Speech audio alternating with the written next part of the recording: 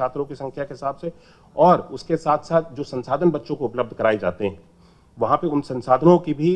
स्थितियों को बेहतर हम सब लोग कर सकेंगे और संसाधन भी अधिक मात्रा में एक विद्यालय में उपलब्ध कराए जाएंगे, जिससे कि बच्चों की लर्निंग को बेहतर किया जा सकेगा। इन सारी चीजों को देखते हुए पेयरिंग को किया गया, लेकिन फिर भी हमारे विरोधियों के द्वारा भ्रांति इस तरह की अफवाहें फैलाई गई कि पेयरिंग से स्कूलों को बंद किया जा रहा है। सरकार चाहती नहीं है कि बच्चों का जो शिक्षा का अधिकार है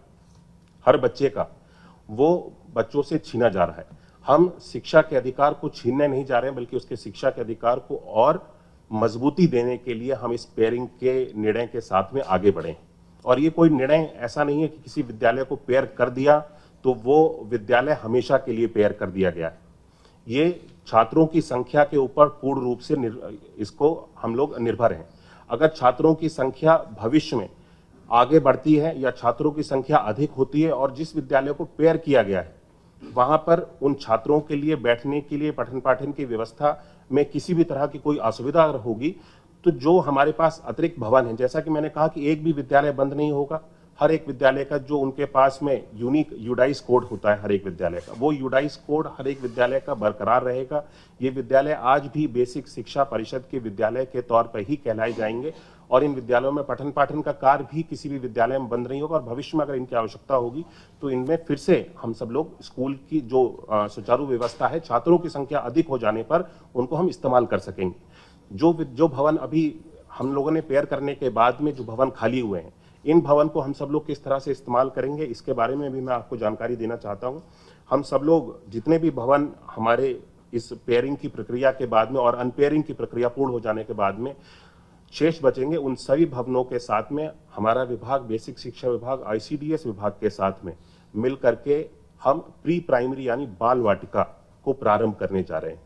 ये प्रथम वर्ष होगा जब, क्योंकि भारत सरकार ने भी कहा है कि 6 वर्ष की आयु से हम कक्षा 1 में बच्चे का दाखिला करेंगे। ये नियम जो है पूरे देश भर पे लागू होता है। इसको देखते हुए बच्चों के लिए जो अर्ली चाइल्डहुड एजुकेशन है यानी प्री प्राइमरी की एजुकेशन है, उससे कहीं ना कहीं बच्चों को हम अपने परिषदीय विद्यालयों में उससे दूर जाते हुए हम सब लोगों ने महसूस किया। इस निर्णय को इसलिए लिया गया कि बच्चों को प्री प्राइमरी एजुकेशन यानी कि अर्ली चाइल्डहुड एजुकेशन बच्चे के लिए कक्षा 1 में सीधा दाखिला लेने से पहले उसके पास में बेसिक नॉलेज इतनी होनी चाहिए, यानी जो एलकेजी, यूकेजी और प्री प्राइमरी जितनी हम सब लोग व्यवस्थाएं देखते हैं सभी स्कूल्स में, प्राइवेट स्कूल्स में जो व्यवस्थाएं बनाई गई हैं, उसी तरह से हम सब लोग अपने परिषदीय विद्यालयों में भी इन सारी व्यवस्थाओं को अब से प्रारंभ करने जा रहे हैं। पूर्व में बाल वाटिका के तौर पर आईसीडीएस डिपार्टमेंट के साथ में इन सारी व्यवस्थाओं को चलाया जाता रहा है, जहां पे बच्चों के पोषण ट्रैकर के माध्यम से उनके पोषण की भी देखभाल की जाती थी और बच्चों को वहां पे खेलकूद की सामग्री भी, जो कि हमारे विभाग के द्वारा काफी सारी सामग्रियां हैं जिनको उपलब्ध कराया जाता था, जिसमें वंडर बॉक्स है बच्चों के लिए, प्ले मटेरियल है, वर्क बॉक्स हैं, बिग स्टोरी बुक्स हैं, उनके लिए खेलकूद की सामग्री है, जॉयफुल लर्निंग कॉर्नर्स हैं। ऐसी बहुत सारी चीजें हैं जो आंगनवाड़ी के जो कोलोकेटेड आंगनवाड़ीज हैं जहां पे बाल वाटिका को संचालित किया जा रहा था, वहां पे बेसिक शिक्षा विभाग के द्वारा पूर्व में भी उपलब्ध कराया जाता रहा है। इसको और सुदृढ़ और बेहतर हम लोगों ने बनाने का इस वर्ष से प्रयास किया है और 3 वर्ष से लेकर के 6 वर्ष की आयु तक के बच्चों के लिए हम लोगों ने करिकुलम भी बेसिक शिक्षा विभाग के द्वारा, एससीईआरटी के द्वारा एक नया करिकुलम तैयार किया गया है, जो कि 3 से लेकर के 4 वर्ष की, 4 से लेकर के 5 वर्ष की आयु तक के बच्चों के लिए और 5 से लेकर के 6 वर्ष की आयु तक के लिए 3 अलग अलग हम लोगों ने टेक्स्ट बुक्स और करिकुलम्स को तैयार किया है बच्चों को पढ़ाने के लिए, जिसके माध्यम से इस वर्ष से बच्चों के पठन पाठन के कार्य को आगे बढ़ाया जाएगा। इन सभी विद्यालयों में हम सब लोग प्री प्राइमरी की क्लासेस को प्रारंभ करेंगे, जितने भी विद्यालय हमारे भवन खाली हुए हैं, और इसके लिए पठन पाठन के लिए हम सब लोगों ने ईसीसी एजुकेटर्स की नियुक्ति भी प्रारंभ कर दी है। ये एजुकेटर्स बच्चों को प्री प्राइमरी में पढ़ाने के लिए वर्ष 24-25 में 10,684 ईसीसी एजुकेटर्स के लिए इनकी नियुक्ति की कार्रवाई को प्रारंभ किया गया था और वर्ष 25-26 में 8,800 ईसीसी एजुकेटर्स की नियुक्ति के लिए हम सब लोगों ने इसकी प्रक्रिया को प्रारंभ कर दिया। ये सभी एजुकेटर्स नियुक्त हो जाने के बाद में प्री प्राइमरी की जिसकी मैंने बात करी कि यानी कि 3 वर्ष से लेकर के 6 वर्ष तक की आयु तक के जो बच्चे हैं, इनको पढ़ाने के लिए अपना योगदान देंगे। इनके लिए जो करिकुलम तैयार किया गया है और जो वंडर बॉक्स के माध्यम से और भी जो सारी चीज़ें गतिविधियां पहले से जो चलती चली आई हैं, इन सभी विद्यालयों में इन सारी गतिविधियों को प्रारंभ किया जाएगा। इसका फलस्वरूप ये होगा कि क्योंकि 6 वर्ष की आयु जो बच्चों के लिए निर्धारित की गई है कक्षा 1 के लिए, उससे पहले अभी तक पिछले समय में ऐसा रहता था कि बच्चे को 4.5 वर्ष की आयु में, 5 वर्ष की आयु में भी कक्षा 1 में दाखिला हो जाता था और बच्चे अपने पठन पाठन के कार्यों को प्रारंभ कर देते थे। लेकिन अब जब 6 वर्ष की आयु को निर्धारित कर दिया गया है, तो उससे पहले बच्चे क्योंकि 3 वर्ष से लेकर के 6 वर्ष तक की आयु में कुछ ना कुछ सीखे, उनका बैकग्राउंड और बेस मजबूत हो सके, इन सारी चीज़ों को देखते हुए इस निर्णय को लेकर के सभी विद्यालयों में प्री प्राइमरी के क्लासेस को सुचारू रूप से चलाया जाएगा, जिसके लिए हम सब लोगों ने 15 अगस्त तक इसको हम लोगों ने निर्धारित किया है कि जितने भी भवन इस प्रक्रिया को 1 सप्ताह के अंदर हम सब लोग पेयरिंग और अनपेयर की प्रक्रिया को हम सब लोग पूर्ण कर लेंगे और आने वाली 15 अगस्त तक इन सभी विद्यालयों को कोई भी विद्यालय ऐसा नहीं रहेगा जो विद्यालय खाली हो, जिनको बाल वाटिका के रूप में यानी प्री प्राइमरी के रूप में हम सब लोगों ने कन्वर्ट किया है। अपने परिषदीय विद्यालयों के साथ में ही जोड़ करके इन सभी विद्यालयों को 15 अगस्त तक हम सब लोगों ने सुनिश्चित किया है कि इसको सुनिश्चित करेंगे कि सभी विद्यालयों में प्री प्राइमरी और बाल वाटिका की जो गतिविधियां हैं वो सारी प्रारंभ हो जाएं। मुझे लगता है कि शिक्षक के समायोजन की भी, शिक्षकों के समायोजन की जो अभी प्रक्रिया हम सब लोगों ने हाल ही में पूर्ण की है, इसके बारे में भी बहुत सारी चर्चा हुई। मुझे भी ये लगता है कि ये अपने आप में एक बहुत ही सकारात्मक पहल बेसिक शिक्षा विभाग के द्वारा की गई। हम लोगों ने ऐसे विद्यालयों को चिन्हित किया जहाँ पे शिक्षकों की मात्रा अधिक थी और ऐसे विद्यालयों को चिन्हित किया जहाँ पे शिक्षकों की मात्रा कम थी, यानी डेफिसिट के विद्यालय। सरप्लस और डेफिसिट विद्यालयों की इस प्रक्रिया को भी पूर्ण किया गया। पिछले जून में जब बच्चों की छुट्टियां होती हैं, जून जुलाई में, इन सारी चीज़ों को हम सब लोगों ने पूर्ण करते हुए 20,182 शिक्षकों का समायोजन भी पूर्ण किया। ये समायोजन हर एक शिक्षक की सहमति के साथ पूर्ण किया गया और उन सभी विद्यालयों में जहाँ पे शिक्षकों की मात्रा कम थी और जिन विद्यालयों में शिक्षकों की मात्रा अधिक थी, वहाँ से इन शिक्षकों को निकाल करके उन विद्यालयों में हम सब लोगों ने पहुंचाने में भी हम सब लोग सफल हुए हैं और ये बड़ी अच्छी तरह से सुचारू रूप से इस प्रक्रिया को भी पूर्ण कर लिया गया है। मुझे लगता है कि बाल वाटिका और प्री प्राइमरी में जिस तरह से हम सब लोग इस निर्णय को लेकर के आगे बढ़ रहे हैं, इसमें पूरी तरह से सरकार ये चाहती है कि हम बच्चों के हित को लेकर के आगे बढ़ें और फिर भी अगर किसी भी जगह पे किसी भी अभिभावक को किसी भी तरह की कोई शिकायत है, तो उन सभी शिकायतों को भी सभी जनपदों में बीएसएस के जितने ऑफिस हैं वहाँ पे एक शिकायती ग्रीवियंस सेल को, फीडबैक के लिए एक ग्रीवियंस सेल को बना करके चालू कर दिया गया है, जो कि पहले से संचालित है, जहाँ पर जा करके कोई भी व्यक्ति, कोई भी अभिभावक अगर उसको किसी भी तरह की कोई कठिनाई हो रही है या इन सारी मर्जर की प्रक्रिया से किसी भी तरह का कोई असुविधा है, वो अपनी बातों को बता सकता है और उसकी बातों को सुन करके उन सारी चीज़ों पे तुरंत निर्णय लिया जा रहा है। सभी लोगों को निर्देशित किया गया और जो जैसा कि मैंने पहले बताया आपको, अनपेयरिंग की जो प्रक्रिया है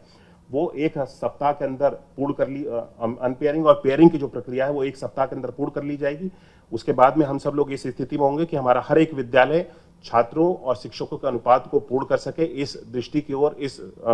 चीज को पूरा करने की ओर हम सब लोग आगे बढ़ेंगे। मुझे लगता है ये सारी चीजें एक सकारात्मक दिशा में आगे लेकर के जाने का विषय है। जिस तरह से पिछले 1 माह में इस पेयरिंग की प्रक्रिया को प्रारंभ होने के बाद में हमने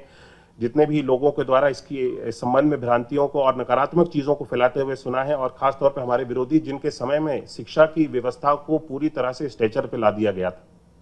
शिक्षा की व्यवस्था यानी परिषदीय विद्यालयों की बात करें तो किसी भी तरह की कोई सुविधा नहीं,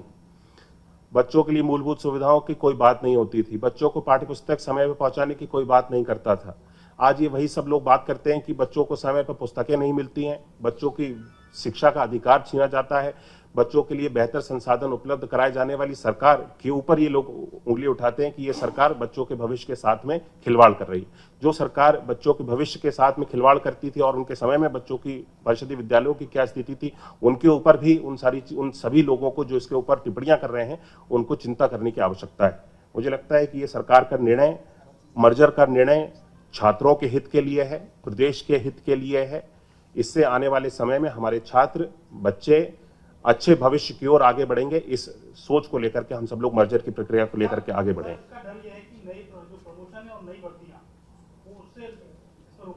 देखिए, नई भर्तियों पे सरकार ने कभी भी नहीं कहा कि हमने कोई रोक लगाई है। हम छात्र और शिक्षक के अनुपात की बात करते हैं। उसके अनुसार जब ये पेयरिंग की प्रक्रिया पूर्ण हो जाएगी, हमने जैसे कि कहा कि मिनिमम अगर 50 बच्चों का विद्यालय है, वहां पे 3 शिक्षक रहने चाहिए, 2 सहायक अध्यापक और 1 शिक्षा मित्र। अगर ये सारे मानक पूर्ण नहीं होते हैं, हम बिल्कुल भी नहीं कहते कि हम छात्रों की शिक्षकों की नियुक्ति के खिलाफ हैं। हम अपने मानक को पूर्ण करेंगे। अगर हमारा मानक पूर्ण नहीं होगा, हम नई शिक्षकों की भर्ती भी करेंगे। हमारी प्राथमिकता है कि पीटीआर को हम सब लोग बरकरार रखें। सर, एजुकेटर्स की आपने नौकरी की है आंगनबाड़ी बाल वाटिका के लिए, इसकी प्रक्रिया क्या है? इसको टेंडर के माध्यम से हर एक जिले पे इसकी जेम से इन सारी चीजों की हर जिले पे जो ईसीसी एजुकेटर्स हैं, इनको नियुक्त किया जा रहा है। इनके लिए एक मानक तय किए गए हैं। वो मानक मैं आपको उपलब्ध करा दूंगा। हमारी जो प्रेस नोट होगा उसमें सारी चीजें, इनका जो मानक है वो आपको उपलब्ध करा दिया जाएगा। इसकी नियुक्ति की प्रक्रिया बहुत तेजी से चल रही है और जब तक ये नियुक्त नहीं किए जा रहे हैं, तब तक इन सभी जो प्री प्राइमरी के केंद्र हैं, जो हमारे विद्यालय में जो कि आकर के खुलेंगे, हमारे सहायक अध्यापक और जो शिक्षा मित्र हैं, तब तक जब तक इन लोगों की नियुक्ति नहीं हो रही है, इन सभी कार्यों को देखेंगे और बच्चों के जो पठन पाठन के कार्य हैं उसको सुचारू रूप से आगे चलाएंगे। आज संवाद हुआ मीडिया का आपसे, क्या आप मानते हैं कि इस प्रक्रिया से पहले करके आप सब कुछ क्लियर कर देते तो नहीं मानते हैं? इसी में मैं जोड़ना चाहूंगा कि जब इस जिले के आदेश जारी किए गए थे, अगर ये मानक उसी समय स्पष्ट कर दिए गए होते तो जितना आप कह रहे हैं कि लोग प्रचार कर रहे हैं, दुष्प्रचार कर रहे हैं, जो भी, शायद आज आपको इस स्थिति पर ना आना। देखिए, मुझे लगता है कि कोई छोटा निर्णय नहीं है और जब कई सारे स्कूल्स को मर्ज करना है तो इसमें बहुत सारी चीजें ऐसी होती हैं। आप सब लोगों के सामने और सभी आमजन के सामने किसी जानकारी को हम लोग प्रस्तुत करें तो एक ऐसी स्पष्ट जानकारी होनी चाहिए जिसपे सारी चीजें, सारी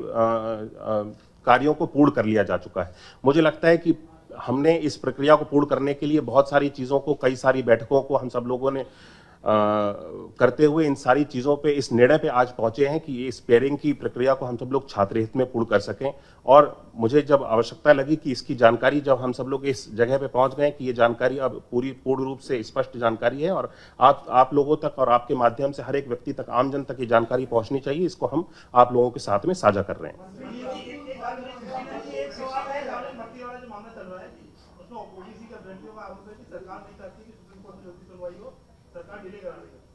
देखिए, सरकार कोर्ट की प्रक्रिया को तो कभी भी डिले नहीं करा सकती है। ये तो मैं आपसे पहली बार शायद सुन रहा हूं कि कोर्ट में सरकार का कोई हस्तक्षेप नहीं होता है। कोर्ट की प्रक्रिया है। हम लोग इसका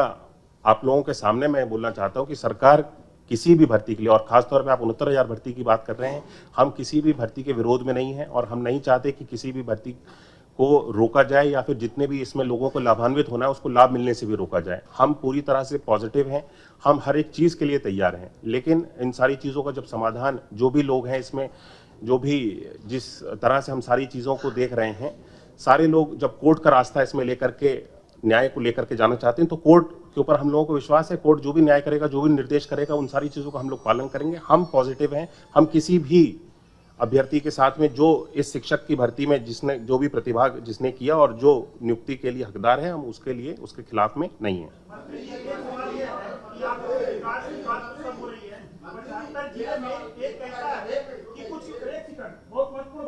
एक करके सब लोग पूछ लीजिए। ऐसे अध्यापक हैं कि जो विद्यालय नहीं जा रहे हैं, खंड शिक्षा अधिकारी से उन्होंने महीना बाद लिया है, कागज में उनकी हाजिरी लग रही है और वेतन विड्रॉल हो रहा है। जिला बेसिक शिक्षा अधिकारी दौरा भी नहीं कर रहे हैं जिलों में। देखिए, इस विषय में पूर्ति हो रही है, वो विद्यालय जा भी नहीं रहे। इसके लिए कोई आपने जांच गठित किया है? 3 साल आप शिक्षा मंत्री रहे, 75 जिले में आपने कितने जिले के दौरा किया? कहां तक विद्यालय का बाउंड्री, शौचालय कहां तक आपने खुद देखा और जांच किया, उस पर कार्रवाई की? देखिए, ये सारी चीजें आंकड़े की बात है और इन सारी चीजों का अगर आपको आंकड़ा चाहिए तो उपलब्ध करा दिया जाएगा। पहले में कितने विद्यालयों में बाउंड्री बनी है, कितने भवनों का निर्माण हुआ है। मैं बताना चाहता हूं कि 7,274 जर्जर भवन थे जिसका हम सब लोगों ने पिछले 8 वर्षों में निर्माण किया है। उनको पुनः ध्वस्तीकरण करते हुए निर्माण किया है। 8,791 नए कक्ष हम सब लोगों ने निर्मित किए हैं। और जहां तक बाउंड्री वॉल की बात है, ये प्राथमिकता है, बाउंड्री वॉल हर एक विद्यालय में उपलब्ध कराई जाए और हम लोग सुनिश्चित कर रहे हैं कि हर विद्यालय में बाउंड्री वॉल हो, क्योंकि ये सबसे ज्यादा हमारी विभाग के हर एक विद्यालय की प्राथमिकता है। और जहां तक आप बात कर रहे हैं विद्यालयों के लिए, हम सब लोग समय समय पे इन सारी चीजों का सर्वे करते हैं, इन सारी चीजों का डेटा मंगवाते हैं जिसके ऊपर अध्ययन किया जाता है और कार्य किया जाता है। हमारी प्राथमिकता है कि हम बच्चों को, शिक्षकों को विद्यालय में उपलब्ध कराएं। और जहां तक आपने बात करी कि शिक्षक जो है विद्यालय नहीं जाते हैं, तो ये 2017 से पहले तो इस तरह की चीजें हम लोगों को देखने को मिलती थी कि शिक्षक दूसरे शिक्षकों को नियुक्त कर देते थे और उनको अपनी सैलरी का कुछ हिस्सा दे दिया जाता था, और वो शिक्षक जो शिक्षक स्वयं में नहीं है, वो शिक्षक जाकर के विद्यालयों में पढ़ाते थे। हमने हर वो कदम को उठाने का प्रयास किया है कि जिससे हमारे शिक्षक विद्यालय में जाकर के पढ़ाएं, और शिक्षकों का विद्यालयों में जाने की जो संख्या है, अगर हम स्वयं पिछले 8 वर्षों में देखेंगे तो इसमें बहुत बड़ा सुधार आया है। आज हर एक विद्यालय में शिक्षक पहुंचता है, और हम वो हर कदम उठा रहे हैं जिससे कि शिक्षकों को वहां पे पहुंचाने के लिए, विद्यालय में पहुंचाने के लिए, हम सब लोगों को बच्चों के भविष्य के लिए सुविधा हो सके।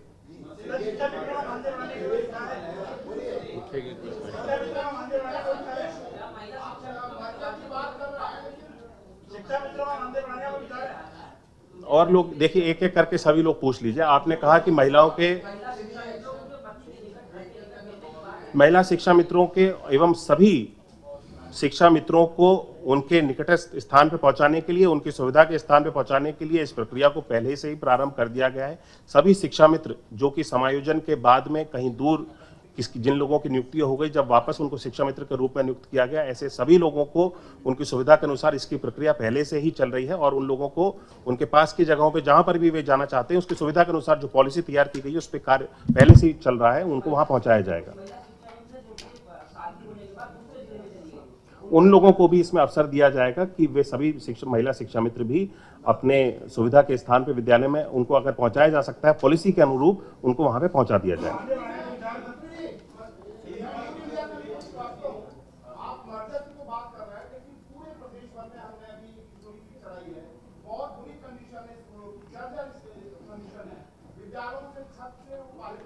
देखिए, मैंने बताया आपको कि पिछले 8 वर्षों में 7,274 जर्जर विद्यालयों को चिन्हित करके उनके भवन निर्माण की प्रक्रिया को हम सब लोगों ने आगे पूर्ण किया है, प्रारंभ किया है। ये प्रक्रिया चलती हुई प्रक्रिया, क्योंकि एक ही दिन में और एक ही समय में या कुछ समय की निश्चित समय की अवधि में सारे विद्यालयों को, जर्जर भवनों को तोड़ करके दोबारा से नहीं बनाया जा सकता। हमारी ये प्राथमिकता है कि सभी जर्जर भवनों को हम सब लोग हटा करके ऐसे भवनों को ही इस्तेमाल में लें जहां पे बच्चों के पठन पाठन के कार्य को और बच्चों की सुरक्षा को देखते हुए हम सब लोग पठन पाठन के कार्य को बढ़ा सकते हैं। और मर्जर में भी इन सारी चीजों को हम सब लोगों ने, हमारी प्राथमिकता थी कि उन सभी विद्यालयों को हम सब लोग मर्ज करें जो अच्छे संसाधनों से पहले से लैस हैं, उन विद्यालयों को हम लोग प्रयोग करें।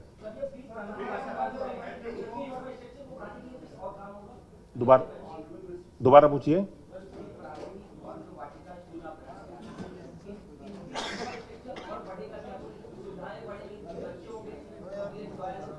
देखिए, इन सारे विद्यालयों में बच्चों के लिए जो प्री प्राइमरी स्कूल की एक हम सब लोग व्यवस्थाएं होनी चाहिए। बच्चों में जो दीवारों पे पेंटिंग होती है, सारी चीजें, रंग रोगन होता है, इन सारी चीजों को जो एक प्री प्राइमरी स्कूल में होनी चाहिए, वो सारी चीजों को बनाया जाएगा। जो प्री प्राइमरी स्कूल उसको हम लोग बना रहे हैं, तो उसके अंदर जो पहले से सारे संसाधन हम सब लोग दे रहे हैं।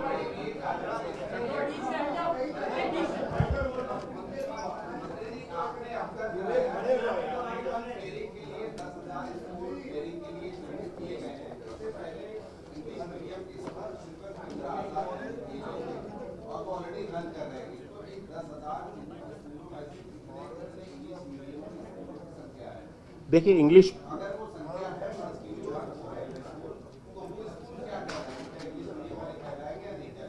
देखिए एनईपी लागू हो जाने के बाद में इंग्लिश मीडियम विद्यालय उससे पहले बनाए गए। इंग्लिश मीडियम विद्यालयों को अब कोई अलग से हम लोग इंग्लिश मीडियम विद्यालयों को बनाते नहीं है बेसिक शिक्षा विभाग में, और हर एक विद्यालय में इंग्लिश को एक सब्जेक्ट के रूप में आज पढ़ाया जाता है। हर विद्यालय में इंग्लिश का सब्जेक्ट है और बच्चों को उसकी पढ़ाई की जा रही, पठन पाठन की वहाँ पे जो भी गतिविधियां हैं वो पूर्ण की जा रही हैं। हम इसको सुनिश्चित करेंगे कि इस तरह का कोई भी अगर विद्यालय है जहाँ पे पहले से अच्छी सुविधाएं हैं, वहाँ पे सारी बच्चों की पठन पाठन के कार्य के लिए लर्निंग में किसी भी तरह की असुविधा नहीं हो रही है, उसको पेयर नहीं किया जाएगा। उसको अगर पेयर कर भी दिया गया है तो अनपेयरिंग के, जैसे मैंने आपको बताया कि एक सप्ताह के अंदर सभी विद्यालयों को अनपेयर कर दिया जाएगा जो छात्र के हित में नहीं है। उन सभी विद्यालयों को अनपेयर करके वहाँ पे सुचारू रूप से जिस तरह से पहले पठन पाठन कार्य चल रहा था वो चलाया जाएगा।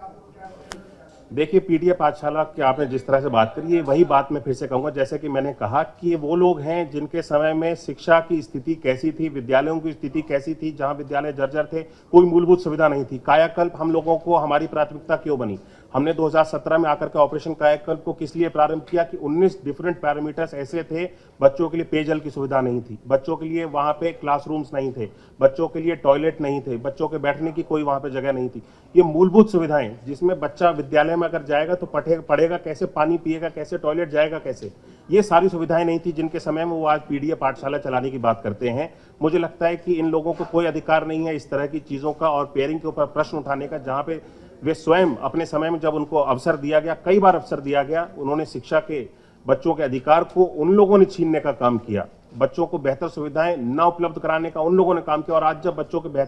उनके बेहतरीकरण के लिए, उनके हित के लिए कार्य किया जा रहा है तो ये लोग उस पर प्रश्न उठा रहे हैं।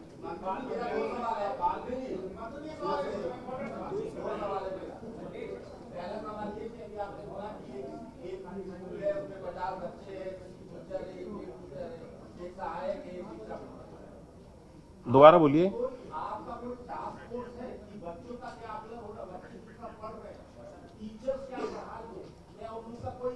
टेस्ट क्रॉस चेक किया जाता है? बिल्कुल होता है जी, ये तो सारी मेरा दूसरा सवाल, निजी विद्यालयों को लेकर आरटीई के तहत क्या कार्रवाई सरकार कर रही है? देखिए, क्या नजर बनाई? निजी विद्यालयों में जितने भी ऐसे विद्यालय हैं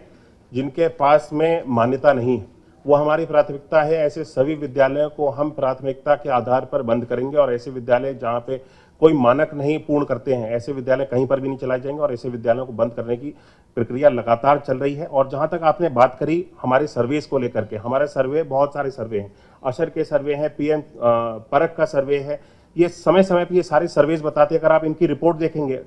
आज उत्तर प्रदेश की स्थिति में बताना चाहता हूं, ये जो परख का सर्वे है 2024 का, इसके अंतर्गत अगर मैं उत्तर प्रदेश की बात करूं तो लैंग्वेज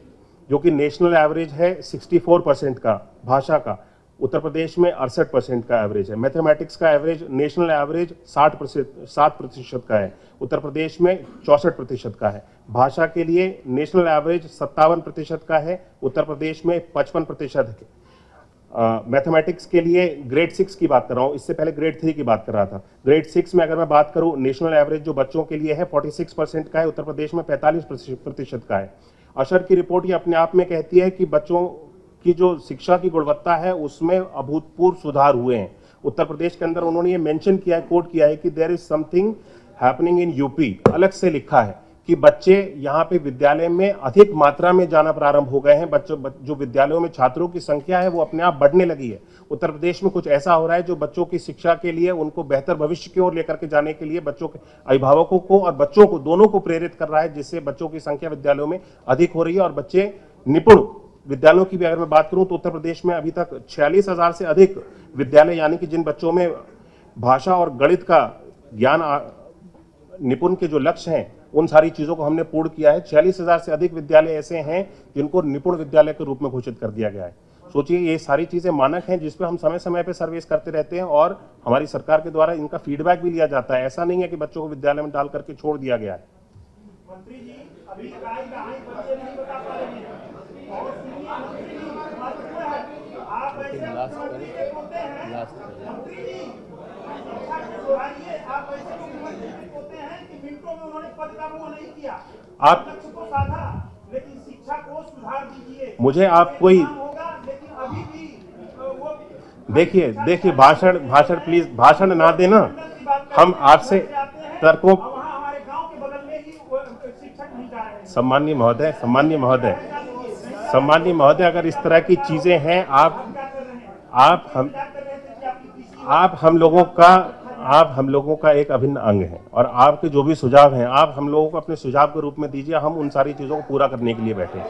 मुझे लगता है कि आप अगर कोई कमियां हैं आपको दिखती हैं तो आप हमें दीजिए। हम आपके ऊपर जितनी भी आपको सुझाव दिए गए उन सभी कमियों को दूर करने के लिए ही यहाँ बैठे हैं। बहुत सी ऐसी चीजें जो हम नहीं देख पाते हैं, शायद आप लोग देख पाते हो, उन सारी चीज़ों को पूर्ण करने के लिए हम बैठे हैं। और जहाँ तक आपने मेरी जिम्मेदारियों की बात करी, मैं अपनी जिम्मेदारियों का पूरी तरह से निर्वहन कर रहा हूँ। मेरे परिवार में मेरे बाबूजी से जिस तरह से हम सब लोगों ने, आपने जब बात करी उनके बारे में आपने जिक्र किया है, तो मुझे लगता है कि उनका जो योगदान है खासतौर पर शिक्षा के प्रति, जिस तरह से उन्होंने कार्य किया उनके समय में, जो शिक्षा की स्थिति थी वो हम सब आज भी देखते हैं और उस समय की चर्चा भी करते हैं। और उन्हीं सारी चीज़ों को, उन्हीं से प्रेरणा लेते हुए हम सब लोग दोहराने का प्रयास कर रहे हैं कि आज मैं उन सारी चीज़ों को दोहराते हुए उन शिक्षा व्यवस्था को बेहतर दिशा में किस तरह से लेकर के जा सकें, आज उसको आगे लेकर के जाए। साथियों, आज की प्रेस कॉन्फ्रेंस, कोई लास्ट अगर एक दो महत्वपूर्ण क्वेश्चन है तो ले लीजिए। मुझे लगता है कि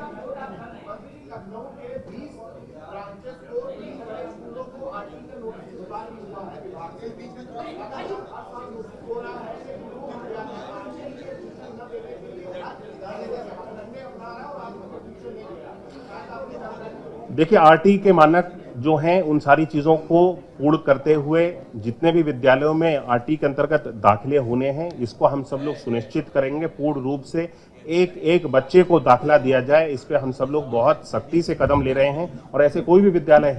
जहां पे बच्चे को मानक के अनुसार आरटी का दाखिला होना चाहिए और अगर दाखिला नहीं हो रहा है, इसके सख्त निर्देश दिए गए हैं और इसका लगातार डेटा भी कलेक्ट किया जा रहा है। ऐसा अगर कोई भी विद्यालय निकलता है जिसपे मानक उस बच्चे के पूर्ण हैं और उस बच्चे को उस आरटी के माध्यम से उस विद्यालय में दाखिला होना चाहिए, उसको हम सुनिश्चित करेंगे, 100% होंगे। और अगर कोई विद्यालय नहीं करता है तो उसके खिलाफ कार्रवाई की जाएगी और अगर कोई गलत है तो विद्यालय के ऊपर दबाव भी नहीं बनाया जाएगा।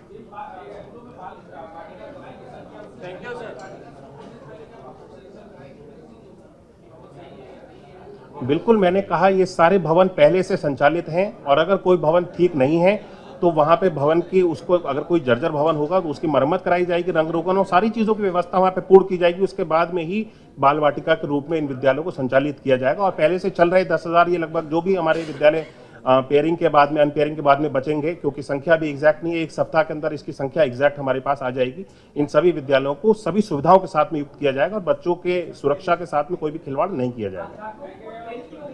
अध्यापकों की ट्रेनिंग चल रही है, स्पेशल एजुकेटर्स को इसके लिए जो बच्चों के प्री प्राइमरी में पढ़ाएंगे उनको नियुक्त किया गया है विभिन्न अलग अलग जनपदों में। जहां जिन जनपदों में इन सभी ECCE एजुकेटर्स की नियुक्ति होती जा रही है, वहां पे ये स्पेशल एजुकेटर्स जो ट्रेन किए गए हैं उन अध्यापकों को, जो बच्चों को पढ़ाने के लिए, उनको ट्रेन करेंगे।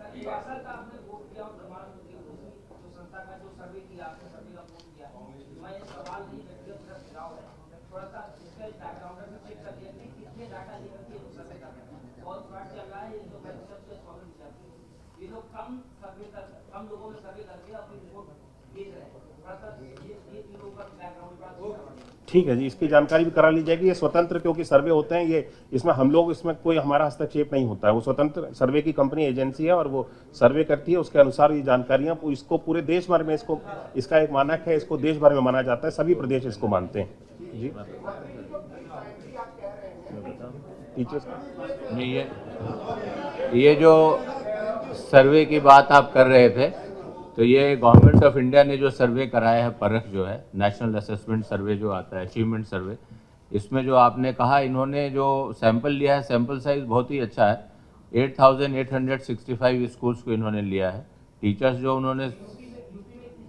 जी हाँ, और ये आप देखेंगे, ये यूपी की रिपोर्ट है, आप इसको ले भी लेंगे। टीचर्स जो उन्होंने संपर्क किए हैं 30,817, स्टूडेंट्स जो संपर्क किए हैं 2,53,720, और ये काफ़ी कॉम्प्रिहेंसिव रिपोर्ट है। ये 3-3 साल पे आती है, तो अभी पिछले साल की है, 2024 की है।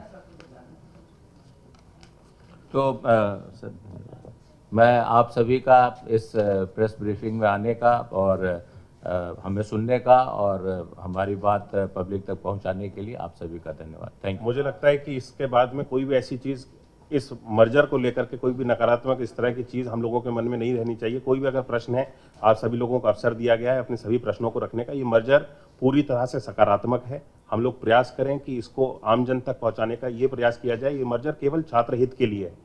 और अनपेयरिंग की प्रक्रिया भी लगातार चल रही है। अगर कोई भी छात्र के हित में विद्यालय को मर्ज नहीं हुआ है, दूरी अधिक है, छात्रों की संख्या भी अगर हमारे मानकों से मैच नहीं कर रही है, तो उन सभी विद्यालयों को अनपेयर किया जा रहा है। ये पूरी तरह से एक सकारात्मक प्रक्रिया है। सरकार किसी भी विद्यालय को बंद नहीं करना चाहती, किसी भी पद को समाप्त नहीं करना चाहती। हेड के कोई भी पद सरकार समाप्त नहीं कर रही है। जितने पद पहले से स्वीकृत हैं वो सभी पद बरकरार रहेंगे और अगर आवश्यकता होगी, मर्जर पूर्ण कर लेने के बाद में शिक्षक और छात्रों का अनुपात पूर्ण नहीं है, हम और शिक्षकों को भी नियुक्त करके शिक्षक और छात्र के अनुपात को बराबर करेंगे।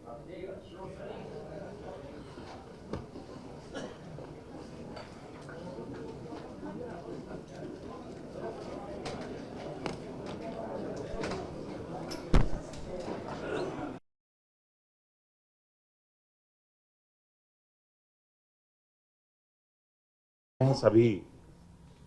सम्मानित पत्रकार बंधु, ये आज बहुत महत्वपूर्ण प्रेस कॉन्फ्रेंस के लिए, महत्वपूर्ण बिंदु पे प्रेस कॉन्फ्रेंस के लिए हम सब लोग यहाँ पर एकत्रित हो रहे हैं। मैं आप सभी का सर्वप्रथम अपने हृदय से स्वागत करता हूँ। आज बेसिक शिक्षा विभाग की अगर हम बात करें, बेसिक शिक्षा विभाग के अंतर्गत पिछले 8 वर्षों में माननीय प्रधानमंत्री जी के मार्गदर्शन में और माननीय मुख्यमंत्री जी आदरणीय श्री योगी आदित्यनाथ जी की उनसे प्रेरणा लेते हुए जिस तरह से हम सब लोगों ने राष्ट्रीय शिक्षा नीति के अनुपालन में कार्य किया है, अपने विद्यालयों में पठन पाठन की सुविधाओं को बेहतर बनाने के लिए जिस तरह से हम सब लोगों ने प्रयास किए हैं, मुझे लगता है कि आज बेसिक शिक्षा विभाग की स्थिति अगर हम आज से 8 वर्ष पहले से तुलना करेंगे और आज के परिषदीय विद्यालयों से अगर हम तुलना करेंगे तो उसकी स्थिति आज जमीन आसमान का अंतर देखने को मिलता है। आज परिषदीय विद्यालयों में हम हर एक मूलभूत सुविधा को उपलब्ध कराने के लिए पूर्ण रूप से प्रतिबद्ध हैं। कार्य किया जा रहा है कि हर एक बच्चे को जो उसके लिए शिक्षा का अधिकार, हर एक बच्चे का जन्म सिद्ध अधिकार है, उसको उपलब्ध कराने के लिए हर एक सुविधा हर एक बच्चे तक सरकारी स्कूल के माध्यम से हम सब लोग उपलब्ध कराएं। इस दिशा में हम सब लोगों ने बहुत तेजी से कार्य किए हैं और इसका एक सबसे बड़ा उदाहरण है कि 2017 से पहले हम सब लोग देखते थे अपने परिषदीय विद्यालयों में कि बेसिक नेसेसिटीज इंफ्रास्ट्रक्चर की हम लोगों को कमी देखने को मिलती थी और उसके कारण जो अभिभावक होते थे, निम्न वर्ग के गरीब परिवारों के अभिभावक भी परिषदीय और सरकारी विद्यालयों में अपने बच्चों को भेजने से कतराते थे। हमने 19 पैरामीटर्स पे कायाकल्प के अंतर्गत, ऑपरेशन कायाकल्प के अंतर्गत कार्य करना प्रारंभ किया और 11,500 करोड़ रुपए से अधिक की धनराशि से मुझे बताते हुए खुशी है कि हम लोगों ने 19 डिफरेंट पैरामीटर्स पे कार्य करते हुए 96% अपने स्कूल्स को आज सैचुरेट कर लिया है और इसका फलस्वरूप ये हुआ है कि हमारे विद्यालयों में, स्कूल्स में आज सभी मूलभूत सुविधाएं उपलब्ध हैं। पीने के लिए पेयजल की सुविधा है, क्लासरूम्स हैं, टॉयलेट्स हैं, बच्चों के खाने के लिए व्यवस्था है वहाँ पे और बच्चों को वहाँ पे जो नामांकन है, बच्चों का नामांकन के लिए वहाँ पे आज जो उसका स्तर है वो आज बहुत तेजी से बढ़ा है। और मुझे बताते हुए खुशी है कि इस बार भी लगातार हर वर्ष हमारा स्कूल चलो अभियान का कार्य चलता है और जिसके माध्यम से सभी माननीय मुख्यमंत्री जी जिसका प्रारंभ करते हैं, सभी जनप्रतिनिधि और सभी सामान्य लोग भी इसमें अपना सहभागिता दर्ज करते हैं और जिसके माध्यम से हम सब लोग बच्चों को नामांकित करते हैं। इस वर्ष भी हम सब लोग 27,53,394 बच्चों को सत्र 2025-26 में नए नामांकन करने में इस बार हम लोग सफल हुए। हम हर वो कार्य हमारी सरकार कर रही है जो कि बच्चों को बेहतर शिक्षा की दिशा में लेकर के जाने के लिए, उनके भविष्य को बेहतर बनाने के लिए, उनके भविष्य को उज्जवल बनाने के लिए बच्चों के लिए सहायक होगा, योगदान होगा, उस निर्णय को हमारी सरकार ले रही है। और जहाँ तक हम सब लोग बात कर रहे हैं स्कूल्स के पेयरिंग को लेकर के, क्योंकि ये आज के समय में सबसे ज़्यादा बेसिक शिक्षा विभाग के अंतर्गत चर्चा का विषय बन चुका है। मैं इस विषय पे जानकारी देना चाहता हूँ कि ये पेयरिंग के विषय में हमारी सरकार का निर्णय कोई नया निर्णय नहीं है। ये पेयरिंग की जो प्रक्रिया है काफ़ी लंबे समय से इसके ऊपर चर्चा चल रही थी। 2024 में इस पेयरिंग के विषय में सबसे पहले चर्चा हमारे यहाँ पे प्रारंभ हुई, जिसके ऊपर बैठकें की गई और जिसपे अलग अलग समय पे अलग अलग जगहों पे बैठकों को आयोजित किया गया। विभिन्न जिलों पर भी इसकी जानकारियों को एकत्रित किया गया। उसके बाद में ये सारी जो पेयरिंग की प्रक्रिया है इसको पूर्ण करने के लिए हम सब लोग आगे बढ़े हैं। उत्तर प्रदेश कोई पहला प्रदेश नहीं है जो इस पेयरिंग की प्रक्रिया के साथ में आगे बढ़ रहा है। पूर्व में भी कई प्रदेशों में, क्योंकि एनईपी के अंतर्गत भी संसाधनों के बेहतर उपयोग के लिए इसको उसमें मेंशन किया गया है और अपने संसाधनों को हम किस तरह से बेहतर प्रयोग कर सकते हैं और बच्चों के भविष्य के लिए उसको बच्चों के भविष्य को और उज्जवल बनाने के लिए उसको किस तरह से हम लोग बेहतर इस्तेमाल कर सकते हैं, इसको दृष्टिगत रखते हुए ये पेयरिंग का निर्णय लिया गया है। पिछले समय में 2014 में राजस्थान में इस पेयरिंग की जो प्रक्रिया है इसको पूर्ण किया गया, जिसके अंतर्गत 20,000 विद्यालयों को पेयर किया गया था। मध्य प्रदेश में 2018 में इस पेयरिंग की प्रक्रिया को अपनाया गया, जिसके अंतर्गत पहले फेज में 36,000 विद्यालयों को और लगभग 16,000 समेकित परिसरों को वहां पे निर्मित किया गया। ओडिशा में 2018-19 में इसको किया गया, जिसके अंतर्गत 1800 विद्यालयों को पेयर किया जा चुका है। हिमाचल प्रदेश में भी 2022 में और 2024 में चरणबद्ध तरीके से 2 फेज में इस पेयरिंग की प्रक्रिया को पूर्ण किया गया है। तो ये मैं बताना चाहता हूं कि उत्तर प्रदेश कोई पहला प्रदेश नहीं है जहां पे ये पेयरिंग की प्रक्रिया को पूर्ण किया गया है, बल्कि हम लोगों ने प्रयास किया है कि पेयरिंग से और बेहतर क्या लाभ दिए जा सकते हैं, उसको भी हम सब लोगों ने इस अपनी व्यवस्था के अंदर जोड़ते हुए उसको समायोजित करने का प्रयास किया है। मैं इस बात को बताना चाहता हूं कि पेयरिंग की प्रक्रिया के अंतर्गत लगभग 10,000 विद्यालयों को चिन्हित किया गया था, जिनको हम लोगों ने ऐसा समझा कि उनको पेयर किया जाना उचित है, जिसके अंतर्गत अभी ये प्रक्रिया लगातार पिछले 1 माह से चल रही है और इस पर लगातार पूरे प्रदेश भर में सभी विभिन्न जनपदों में जनपद स्तर के सभी अधिकारियों के स्तर पे, जिलाधिकारियों के स्तर पे, जिला के BSAs के स्तर पे, CDOs के स्तर पे लगातार हम लोग बैठक भी कर रहे हैं और जिसपे पेयरिंग को बच्चों के हित के लिए, बच्चों के हित के लाभ के लिए ही इसको किया जाए, इसको हम सब लोग पूर्ण रूप से सुनिश्चित कर रहे हैं। जिसके अंतर्गत ये देखा गया है कि जो विद्यालय कम बच्चों वाले, कम छात्र संख्या के विद्यालय थे, जहां पे शिक्षकों की उपलब्धता कम थी, जिन विद्यालयों में छात्र संख्या कम होने की वजह से या छात्र संख्या कम है, शिक्षक वहां पे अधिक उपलब्ध हैं, इस तरह की जितनी भी चीजें थी उन सारी चीजों को मॉनिटर किया गया। उसके बाद में ये पेयरिंग का जो निर्णय है इसको लेकर के हम सब लोगों ने स्कूल की पेयरिंग को प्रारंभ किया। सबसे पहले हमारी प्राथमिकता थी कि सबसे कम छात्र वाले जो विद्यालय हैं और उसके पास में अधिकतम दूरी को तय किया गया है 1 किलोमीटर। 1 किलोमीटर से अधिक की दूरी का कोई भी विद्यालय आपस में मर्ज नहीं किया जाएगा। इसको निर्णय लेकर के और सभी जनपदों में इसकी जानकारी निर्देशित कर दिया गया है। हम सब लोग लगातार इसको सुनिश्चित कर रहे हैं कि कम छात्रों वाले विद्यालयों को, कम संसाधन वाले विद्यालयों को ही मर्ज करके हम उन विद्यालयों में मर्ज करें जहां पे अधिक संसाधन उपलब्ध हैं उस विद्यालय में, ताकि बच्चों के पठन पाठन के लिए वहां पे बेहतर सुविधाएं उपलब्ध हो सकें, बेहतर संसाधन उपलब्ध हो सकें। डिजिटल संसाधन जिन विद्यालयों में अच्छे उपलब्ध हैं उन सभी विद्यालयों में हम सब लोगों ने मर्जर करके विद्यालयों को मर्ज करने का प्रयास किया है। ये सुनिश्चित किया है कि छात्रों की और शिक्षकों का जो अनुपात है, यानी PTR जो है, PTR को बराबर रखा जा सके। छात्रों और शिक्षक का जो अनुपात होता है वो बराबर रहे। 30 बच्चों पे प्री प्राइमरी में 30 बच्चों पे एक शिक्षक का और अपर प्राइमरी में 35 बच्चों पे एक शिक्षक का जो अनुपात मानक बनाया गया है, इसको पूरा करते हुए भी हम सब लोगों ने मर्जर की प्रक्रिया को पूर्ण किया है। ये सुनिश्चित किया है कि हर विद्यालय में, क्योंकि 50 से कम के विद्यालय को ही मर्ज किया गया है, वहां पे ये सुनिश्चित किया गया है कि हर विद्यालय में मिनिमम 3 अध्यापक, 2 सहायक अध्यापक और 1 शिक्षा मित्र की नियुक्ति अवश्य की जाएगी, जिससे कि पठन पाठन के कार्य को पूर्ण रूप से अच्छी तरह से संचालित किया जा सके और बच्चों के ऊपर जो शिक्षकों के लिए एक अनुपात है वो भी, जैसे कि मैंने बताया, 30 बच्चों पे और 35 बच्चों पे प्राइमरी और अपर प्राइमरी में, उसको हम लोग पूरा कर सके। इसको देखते हुए इस मर्जर की प्रक्रिया को हम सब लोगों ने आगे बढ़ाया है। इस चीज को मैं स्पष्ट कर देना चाहता हूं कि पिछले दिनों में कई सारे लोगों से ये सारी इस तरह की जानकारियां मिली कि सरकार स्कूल्स को बंद करने जा रही है। मैं स्पष्ट करना चाहता हूं कि बेसिक शिक्षा विभाग के अंतर्गत जितने भी हमारे संचालित परिषदीय विद्यालय हैं, लगभग हमारे पास में 1,32,886 विद्यालय हमारे पास में परिषदीय बेसिक शिक्षा विभाग के अंतर्गत संचालित हैं। ये सभी 1,32,886 विद्यालय पूर्ण रूप से अभी भी संचालित रहेंगे। इन सभी विद्यालयों का यूडाइस कोड है और जो विद्यालय मर्ज किए गए हैं, क्योंकि मर्जर का अभी ये प्रक्रिया लगातार चल रही है, जैसा कि मैंने बताया कि कुछ जिलों में मर्ज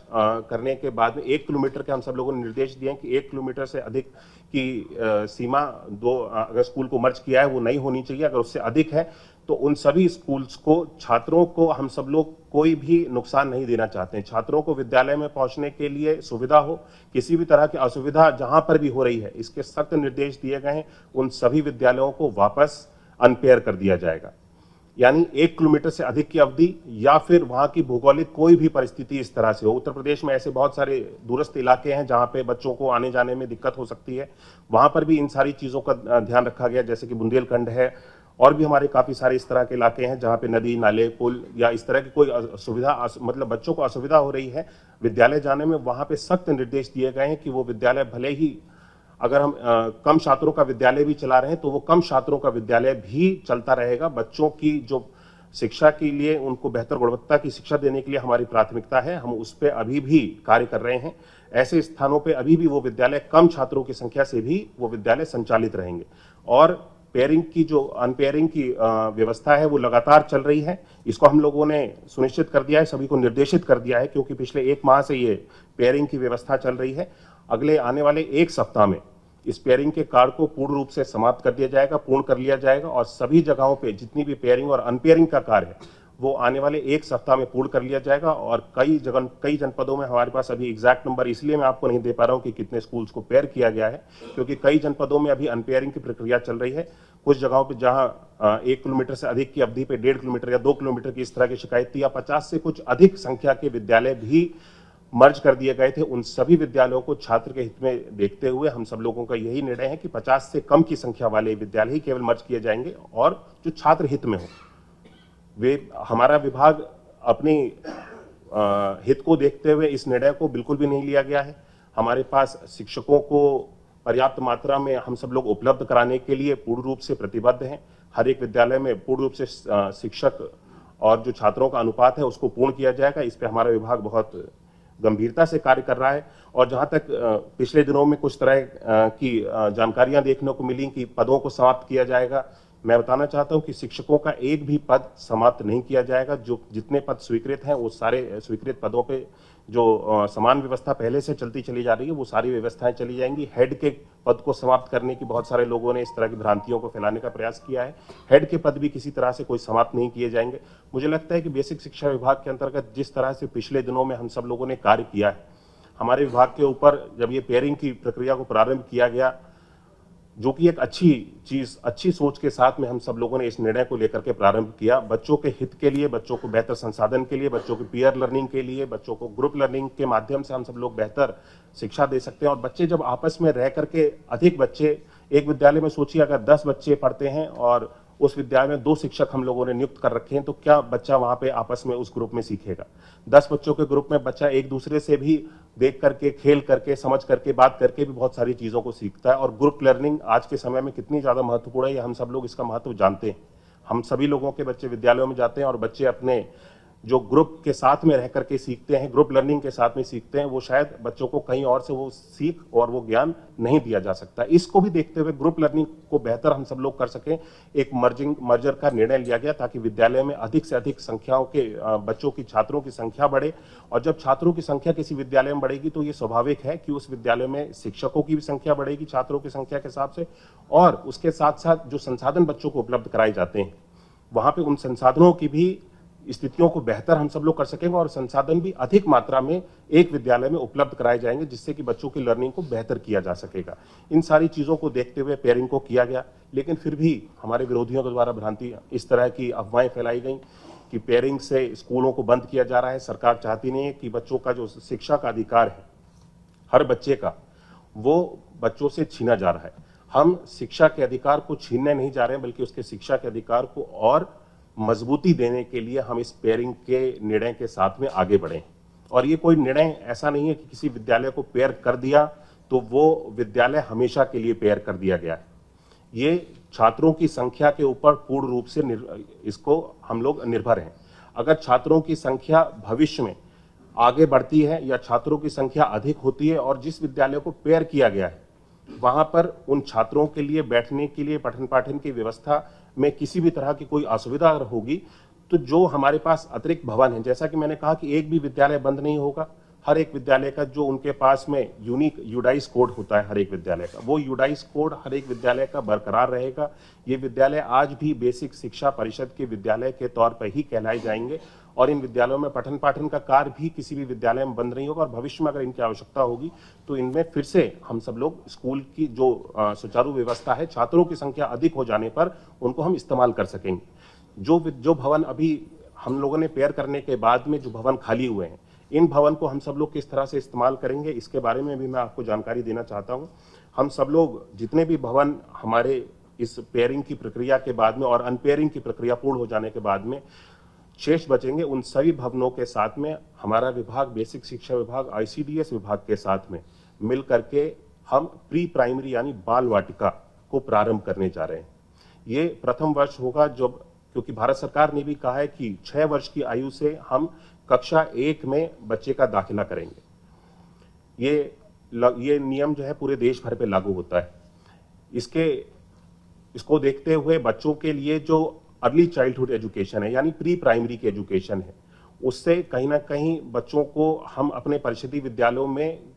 उससे दूर जाते हुए हम सब लोगों ने महसूस किया। इस निर्णय को इसलिए लिया गया कि बच्चों को प्री प्राइमरी एजुकेशन यानी कि अर्ली चाइल्डहुड एजुकेशन बच्चे के लिए कक्षा 1 में सीधा दाखिला लेने से पहले उसके पास में बेसिक नॉलेज इतनी होनी चाहिए, यानी जो LKG, UKG और प्री प्राइमरी जितनी हम सब लोग व्यवस्थाएं देखते हैं सभी स्कूल्स में, प्राइवेट स्कूल्स में जो व्यवस्थाएं बनाई गई हैं, उसी तरह से हम सब लोग अपने परिषदीय विद्यालयों में भी इन सारी व्यवस्थाओं को अब से प्रारंभ करने जा रहे हैं।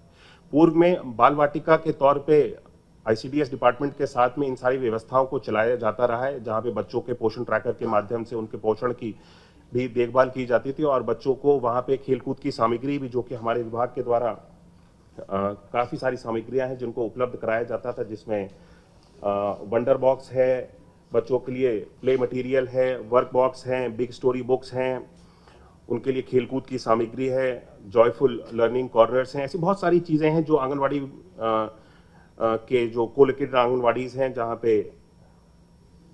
बाल वाटिकाओं को संचालित किया जा रहा था, वहां पे बेसिक शिक्षा विभाग के द्वारा पूर्व में भी उपलब्ध कराया जाता रहा है। इसको और सुदृढ़ और बेहतर हम लोगों ने बनाने का इस वर्ष से प्रयास किया है और 3 वर्ष से लेकर के 6 वर्ष की आयु तक के बच्चों के लिए हम लोगों ने करिकुलम भी बेसिक शिक्षा विभाग के द्वारा SCRT के द्वारा एक नया करिकुलम तैयार किया गया है, जो कि 3 से लेकर के 4 वर्ष की, 4 से लेकर के 5 वर्ष की आयु तक के बच्चों के लिए और 5 से लेकर के 6 वर्ष की आयु तक के लिए 3 अलग अलग हम लोगों ने टेक्स्ट बुक्स और करिकुलम्स को तैयार किया है बच्चों को पढ़ाने के लिए, जिसके माध्यम से इस वर्ष से बच्चों के पठन पाठन के कार्य को आगे बढ़ाया जाएगा। इन सभी विद्यालयों में हम सब लोग प्री प्राइमरी की क्लासेस को प्रारंभ करेंगे, जितने भी विद्यालय हमारे भवन खाली हुए हैं, और इसके लिए पठन पाठन के लिए हम सब लोगों ने ECCE एजुकेटर्स की नियुक्ति भी प्रारंभ कर दी है। ये एजुकेटर्स बच्चों को प्री प्राइमरी में पढ़ाने के लिए वर्ष 24-25 में 10,684 ECC एजुकेटर्स के लिए इनकी नियुक्ति की कार्रवाई को प्रारंभ किया गया था और वर्ष 25-26 में 8,800 ECCE एजुकेटर्स की नियुक्ति के लिए हम सब लोगों ने इसकी प्रक्रिया को प्रारंभ कर दिया। ये सभी एजुकेटर्स नियुक्त हो जाने के बाद में प्री प्राइमरी की, जिसकी मैंने बात करी कि यानी कि 3 वर्ष से लेकर के 6 वर्ष तक की आयु तक के जो बच्चे हैं, इनको पढ़ाने के लिए अपना योगदान देंगे। इनके लिए जो करिकुलम तैयार किया गया है और जो वंडर बॉक्स के माध्यम से और भी जो सारी चीजें गतिविधियां पहले से जो चलती चली आई हैं, इन सभी विद्यालयों में इन सारी गतिविधियों को प्रारंभ किया जाएगा। इसका फलस्वरूप ये होगा कि क्योंकि 6 वर्ष की आयु जो बच्चों के लिए निर्धारित की गई है कक्षा 1 के लिए, उससे पहले अभी तक पिछले समय में ऐसा रहता था कि बच्चे को 4.5 वर्ष की आयु में, 5 वर्ष की आयु में भी कक्षा 1 में दाखिला हो जाता था और बच्चे अपने पठन पाठन के कार्यों को प्रारंभ कर देते थे। लेकिन अब जब 6 वर्ष की आयु को निर्धारित कर दिया गया है, तो उससे पहले बच्चे, क्योंकि 3 वर्ष से लेकर के 6 वर्ष तक की आयु में कुछ ना कुछ सीखे, उनका बैकग्राउंड और बेस मजबूत हो सके, इन सारी चीजों को देखते हुए इस निर्णय को लेकर के सभी विद्यालयों में प्री प्राइमरी के क्लासेस को सुचारू रूप से चलाया जाएगा, जिसके लिए हम सब लोगों ने 15 अगस्त तक इसको हम लोगों ने निर्धारित किया है कि जितने भी भवन इस प्रक्रिया को 1 सप्ताह के अंदर हम सब लोग पेयरिंग और अनपेयर की प्रक्रिया को हम सब लोग पूर्ण कर लेंगे और आने वाली 15 अगस्त तक इन सभी विद्यालयों को, कोई भी विद्यालय ऐसा नहीं रहेगा जो विद्यालय खाली हो, जिनको बाल वाटिका के रूप में यानी प्री प्राइमरी के रूप में हम सब लोगों ने कन्वर्ट किया है। अपने परिषदीय विद्यालयों के साथ में ही जोड़ करके इन सभी विद्यालयों को 15 अगस्त तक हम सब लोगों ने सुनिश्चित किया है कि इसको सुनिश्चित करेंगे कि सभी विद्यालयों में प्री प्राइमरी और बाल वाटिका की जो गतिविधियां हैं वो सारी प्रारंभ हो जाएं। मुझे लगता है कि शिक्षक के समायोजन की भी, शिक्षकों के समायोजन की जो अभी प्रक्रिया हम सब लोगों ने हाल ही में पूर्ण की है, इसके बारे में भी बहुत सारी चर्चा हुई। मुझे भी ये लगता है कि ये अपने आप में एक बहुत ही सकारात्मक पहल बेसिक शिक्षा विभाग के द्वारा की गई। हम लोगों ने ऐसे विद्यालयों को चिन्हित किया जहां पे शिक्षकों की मात्रा अधिक थी और ऐसे विद्यालयों को चिन्हित किया जहां पे शिक्षकों की मात्रा कम थी, यानी डेफिसिट के विद्यालय। सरप्लस और डेफिसिट विद्यालयों की इस प्रक्रिया को भी पूर्ण किया गया। पिछले जून में जब बच्चों की छुट्टियां होती हैं, जून जुलाई में, इन सारी चीज़ों को हम सब लोगों ने पूर्ण करते हुए 20,182 शिक्षकों का समायोजन भी पूर्ण किया। ये समायोजन हर एक शिक्षक की सहमति के साथ पूर्ण किया गया और उन सभी विद्यालयों में जहां पे शिक्षकों की मात्रा कम थी और जिन विद्यालयों में शिक्षकों की मात्रा अधिक थी, वहां से इन शिक्षकों को निकाल करके उन विद्यालयों में हम सब लोगों ने पहुंचाने में भी हम सब लोग सफल हुए हैं और ये बड़ी अच्छी तरह से सुचारू रूप से इस प्रक्रिया को भी पूर्ण कर लिया गया है। मुझे लगता है कि बाल वाटिका और प्री प्राइमरी में जिस तरह से हम सब लोग इस निर्णय को लेकर के आगे बढ़ रहे हैं, इसमें पूरी तरह से सरकार ये चाहती है कि हम बच्चों के हित को लेकर के आगे बढ़ें और फिर भी अगर किसी भी जगह पे किसी भी अभिभावक को किसी भी तरह की कोई शिकायत है तो उन सभी शिकायतों को भी सभी जनपदों में बीएसएस के जितने ऑफिस हैं वहां पे एक शिकायती ग्रीवियंस सेल को फीडबैक के लिए एक ग्रीवियंस सेल को बना करके चालू कर दिया गया है, जो कि पहले से संचालित है, जहां पर जाकर के कोई भी व्यक्ति कोई भी अभिभावक अगर उसको किसी भी तरह की कोई कठिनाई हो रही है या इन सारी मर्जर की प्रक्रिया से किसी भी तरह का कोई असुविधा है, वो अपनी बातों को बता सकता है और उसकी बातों को सुन करके उन सारी चीज़ों पे तुरंत निर्णय लिया जा रहा है। सभी लोगों को निर्देशित किया गया और जो जैसा कि मैंने पहले की बताया आपको, अनपेयरिंग की जो प्रक्रिया है वो एक सप्ताह के अंदर पूर्ण कर ली, अनपेयरिंग और पेयरिंग की जो प्रक्रिया है वो एक सप्ताह के अंदर पूर्ण कर ली जाएगी। उसके बाद में हम सब लोग इस स्थिति में होंगे कि हमारा हर एक विद्यालय छात्रों और शिक्षकों के अनुपात को पूर्ण कर सके। इस दृष्टि की ओर, इस चीज को पूरा करने की ओर हम सब लोग आगे बढ़ेंगे। मुझे लगता है ये सारी चीजें एक सकारात्मक दिशा में आगे लेकर के जाने का विषय है। जिस तरह से पिछले एक माह में इस पेयरिंग की प्रक्रिया को प्रारंभ होने के बाद में हमने जितने भी लोगों के द्वारा इसकी संबंध में भ्रांतियों को और नकारात्मक चीजों को फैलाते हुए सुना है, और खासतौर पर हमारे विरोधी जिनके समय में शिक्षा की व्यवस्था को पूरी तरह से स्ट्रेचर पे ला दिया गया था। शिक्षा की व्यवस्था यानी परिषदीय विद्यालयों की बात करें तो किसी भी तरह की कोई सुविधा नहीं,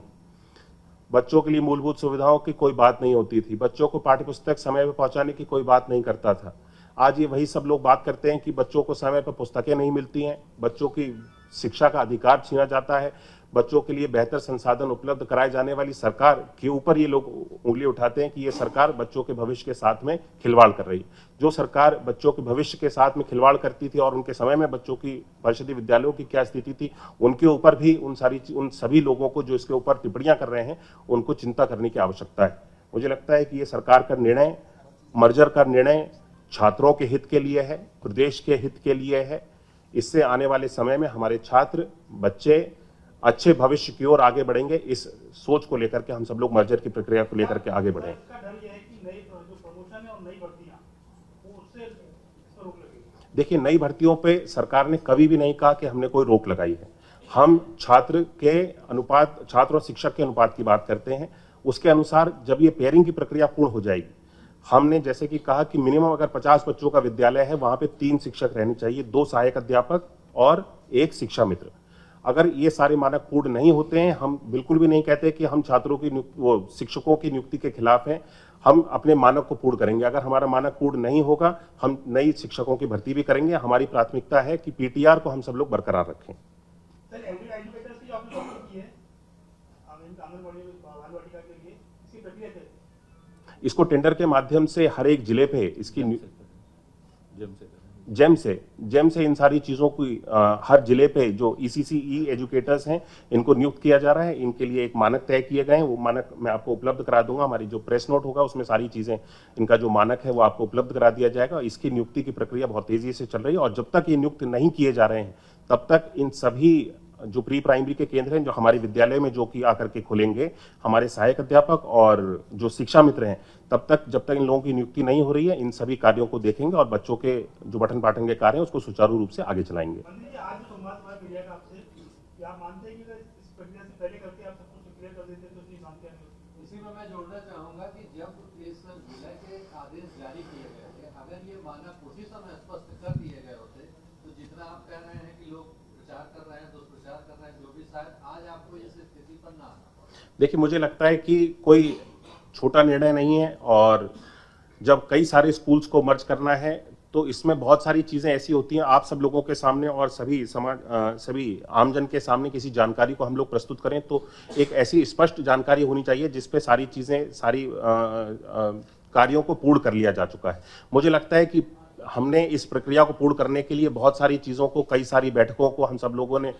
करते हुए इन सारी चीज़ों पे, इस निर्णय पे आज पहुंचे हैं कि ये स्पेयरिंग की प्रक्रिया को हम सब लोग छात्र हित में पूर्ण कर सकें। और मुझे जब आवश्यकता लगी कि इसकी जानकारी, जब हम सब लोग इस जगह पे पहुंच गए कि ये जानकारी अब पूर्ण रूप से स्पष्ट जानकारी है और आप लोगों तक और आपके माध्यम से हर एक व्यक्ति तक, आमजन तक ये जानकारी पहुंचनी चाहिए, इसको हम आप लोगों के साथ में साझा कर रहे हैं।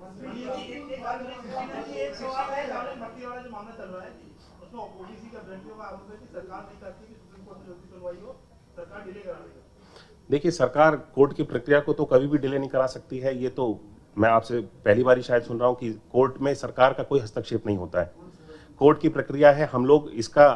आप लोगों के सामने मैं बोलना चाहता हूं कि सरकार किसी भी भर्ती के लिए, और खासतौर पे आप 69,000 भर्ती की बात कर रहे हैं, हम किसी भी भर्ती के विरोध में नहीं है और हम नहीं चाहते कि किसी भी भर्ती को रोका जाए या फिर जितने भी इसमें लोगों को लाभान्वित होना है उसको लाभ मिलने से भी रोका जाए। हम पूरी तरह से पॉजिटिव हैं, हम हर एक चीज़ के लिए तैयार हैं, लेकिन इन सारी चीज़ों का जब समाधान, जो भी लोग हैं इसमें, जो भी जिस तरह से हम सारी चीज़ों को देख रहे हैं, सारे लोग जब कोर्ट का रास्ता इसमें लेकर के, न्याय को लेकर के जाना चाहते हैं, तो कोर्ट के ऊपर हम लोगों को विश्वास है। कोर्ट जो भी न्याय करेगा, जो भी निर्देश करेगा, उन सारी चीज़ों का हम लोग पालन करेंगे। हम पॉजिटिव हैं। हम किसी भी अभ्यर्थी के साथ में जो इस शिक्षक की भर्ती में जिसने जो भी प्रतिभाग जिसने किया और जो नियुक्ति के लिए हकदार है, हम उसके लिए उसके खिलाफ में नहीं है।